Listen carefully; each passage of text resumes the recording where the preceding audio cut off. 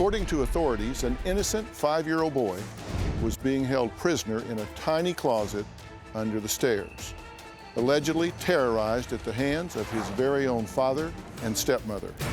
When you ultimately recover the child, what did he look like? He had bumps, bruises, cuts on his head. Never seen anything like it in my career, and just horrific. When this child was taken to the hospital, it's my understanding that he weighed 29 pounds. Oh yeah, it's something no child should ever have to endure.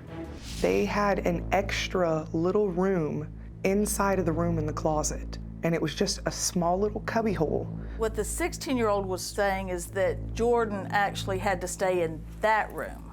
Back in here. Right. Has this room been painted since the allegations have been made?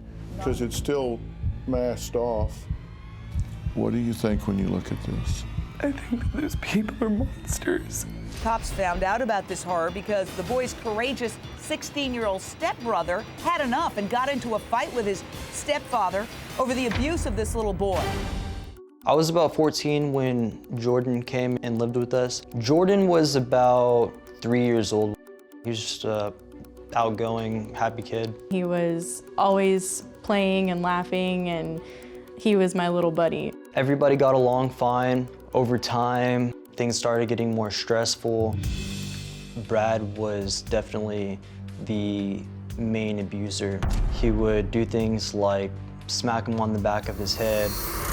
One time, I had heard yelling and stuff going on downstairs, louder than usual. I heard Brad go into the room where Jordan was kept, and then I heard a taser go off. I heard screaming. I heard Jordan yelling, "Stop, don't do that." Previously, Brad had threatened to tase me. My mom would step in and she would question what Brad was doing, but she kind of stopped because she said it wasn't her kid and she didn't have a say in it. Well, thank you three for being here. I really appreciate this, because every show that we do, every conversation we have is really a teaching tool and a cautionary tale for other families.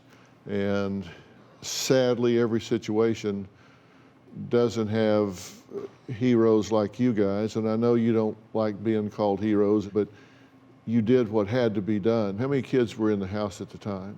There were 7.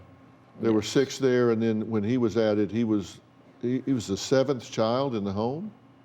There was a lot of us.